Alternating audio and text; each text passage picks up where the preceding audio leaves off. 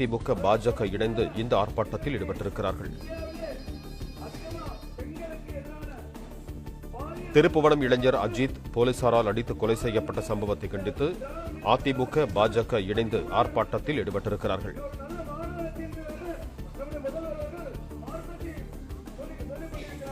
திருப்புவனம் சந்தை திடலில் அதிமுக முன்னாள் அமைச்சர் உதயகுமார், ஹெச் ராஜா உள்ளிட்டோர் ஆர்ப்பாட்டத்தில் ஈடுபட்டிருக்கிறார்கள். இது தொடர்பான கூடுதல் விவரங்களோடு இணைகிறார்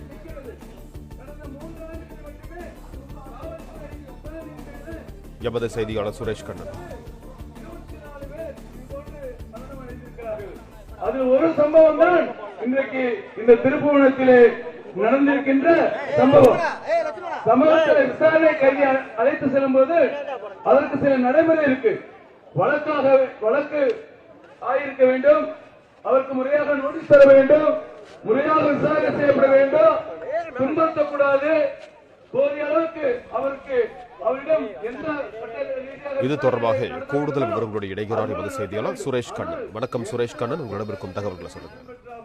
வணக்கம். சிவகங்கை மாவட்டம் திருப்புவனம் அருகே மடப்புற பத்திரகாளியம்மன் கோவில் தற்காலிக காவலர் பணிபுரிந்த அஜித்குமார் நகை திருடியதாக காவலரால் அழைத்துச் செல்லப்பட்ட விசாரணை போது உயிரிழந்த இச்சம்பவம் தமிழகம் முழுவதும் பெரும் அதிர்வலையை ஏற்படுத்திய நிலையில் பல்வேறு அரசியல் ஆர்வலர்களும் அரசியல் கட்சி தலைவர்களும் நீதிமன்றமும் கடும் விமர்சனங்களுக்கு அடுத்து அனைவரும் கைது செய்தனர். இந்நிலையில் இதனை கண்டித்து சிவகங்கை மாவட்டம் திருப்புவனம் மடப்புறத்தில்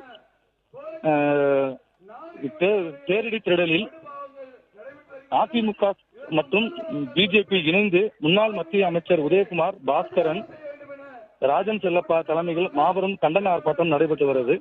இதில் திமுக அரசை கண்டித்து பல்வேறு கோஷங்கள் எழுப்பியும் கண்டன முழக்கங்களை எழுப்பி வருகின்றனர். ஏராளமான அதிமுக மற்றும் பிஜேபி கட்சியினர் கூடியுள்ளனர். மரண சம்பவங்களுக்கும் ஒட்டுமொத்தமாக சேர்த்து முதல்வர் அவர்கள் சிபிஐ விசாரணை நடத்த வேண்டும். இதற்கு தார்மீக பொறுப்பேற்று முதல்வர் அவர்கள் தன்னுடைய பதவியை ராஜினாமா செய்ய வேண்டும் என்று இந்த ஆர்ப்பாட்டத்தின் மூலமாக பாரதிய ஜனதா கட்சி மூலமாக. விளம்பர இடைவேளைக்கு பிறகு மற்ற செய்திகளை தொடர்ந்து பார்க்கலாம். இணைந்திருங்கள் பாலிமர் நியூஸ் தொலைக்காட்சியுடன்.